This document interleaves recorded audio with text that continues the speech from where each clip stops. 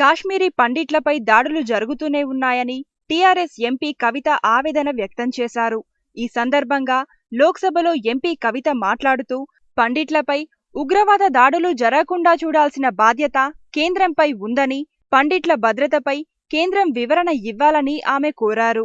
పండిట్లు ఉగ్రవాదుల చేతిలో చనిపోవడం విచారకరమని, ఉగ్రవాదులను కఠినంగా శిక్షించాలని ఆమె తెలిపారు. 700 మంది కాశ్మీరీ పండిట్లు చనిపోతే 200 మంది చనిపోయినట్లు లెక్కలు చూపుతున్నారని కవిత ఆరోపించారు.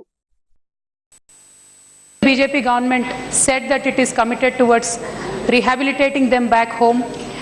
I believe all of us should together come out with a blueprint and give them confidence. Madam, in January 1990, militancy broke out in Kashmir Valley and it has forced its Hindu minority into exile. About 3.5 lakh Kashmiri Pandits were forced out of a land where their ancestors had lived for thousands of years. Madam, when the administration collapsed, terrorists went on a killing frenzy, putting to death at least 700 innocent people. Ma'am, in just a matter of few months, the Kashmiri Pandits became refugees in their own country. Pakistan instigated ethnic cleansing in Kashmir had begun on that day.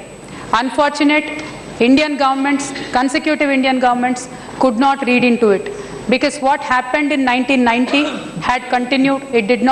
It was not a one-time thing, madam. After 1990, it was repeated again. In 91, there were attacks on the Pandits. 97, there were attacks on the Pandit. 98, and also in 2003. Madam, it has been 25 years. These Kashmiri Pandits have been driven out of their homeland. पैसे तो हम देते आ रहे, उनके लिए हमने tent बनाए थे, इतने बढ़िया टेंट हमने बनाए थे मैडम, वहाँ hundreds of people died, madam, out of snake bites. Their rehabilitation process, their tents were never of good facilities. But apart from that, apart from the money factor, madam, they should get a sense of justice. 700 people were killed, 700 Kashmiri Pandits were killed. And the official records say that 219 were killed. FIRs are very few. None of the FIRs have been ever followed up, madam. And nobody is arrested, madam. Now we are saying that the government is committed to send them back. How do we assure their safety? And more than the safety, madam, how do we assure a coexistence? Is there a conducive situation where we want them to go back? How do we take care of that situation?